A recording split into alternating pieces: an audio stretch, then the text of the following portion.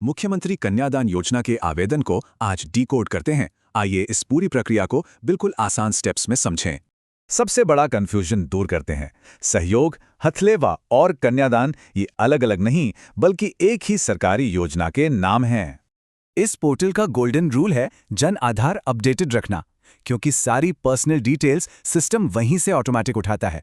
किसी भी उलझन से बचने के लिए इस पूरी एप्लीकेशन प्रोसेस को 5 बेहद आसान स्टेप्स में बांटा गया है। पहले स्टेप में एसएसओ पोर्टल पर लॉगिन करके समाज कल्याण विभाग के अंदर सही योजना को चुनना होगा।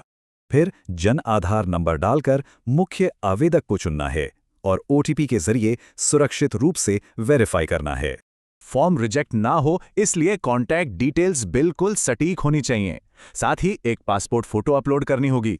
दूसरे स्टेप में पोर्टल के लेआउट के अनुसार परिवार के हर एक सदस्य की जानकारी बिल्कुल ध्यान से भरनी होगी। तीसरे स्टेप में सही कैटेगरी चुनना बेहद अहम है, जैसे अंत्योदय। इसी से तय होगा कि आगे कौन से डॉक्यूमेंट्स लगेंगे।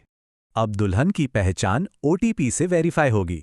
यहाँ सर्टिफिकेट देखकर शादी की बिल्कुल सही तारीख दर्ज करनी है। अब दुल्हन के डॉक्यूमेंट्स अपलोड होंगे। ध्यान रहे, प्रोसेसिंग में देरी से बचने के लिए फाइल्स साफ स्कैन हों।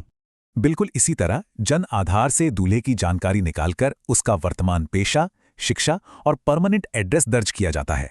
मैरिज सर्टिफिकेट का रजिस्ट्रेशन नंबर और साल डालकर इसे ऑनलाइन सिस्टम के जरिए आसानी से वेरीफाई किया जाता है। इसके बाद दूल्हे की फोटो, जन्म प्रमाण पत्र और वेरीफाई किया हुआ मैरिज सर्टिफिकेट अपलोड करना है। ओटीपी के जरिए अनिवार्य आधार ऑथेंटिकेशन पूरा करके इस जोड़े की सारी जानकारी सुरक्षित रूप से लॉक की जाती है। इस आखिरी स्टेप में कैटेगरी से जुड़ा कोई प्रमाण जैसे राशन कार्ड और नए फॉर्मेट वाला एफिडेविट अपलोड करना होगा। एक बड़ी राहत, यहाँ आय प्रमाण पत्र नहीं चाहिए, क्योंकि सिस्टम सीधे जन आधार से इनकम ऑटोमेटिक वेरीफाई कर लेता है। ये ध्यान रखना जरूरी है कि पोर्टल पर अपलोड होने वाला हर एक डॉक्यूमेंट 200 KB से छोटा हो।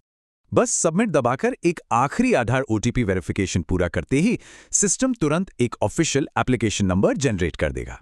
पोर्टल के प्रिंट बटन को इग्नोर करना है। फॉर्म सेव करने के लिए बस कीबोर्ड पर Ctrl+P दबाना है। फॉर्म तो सफलतापूर्वक सबमिट और सेव हो गया, लेकिन अब पर्दे के पीछे एडमिनिस्ट्रेटिव प्रोसेस में आगे क्या होता है? समाज कल्याण विभाग आवेदन जांचता है।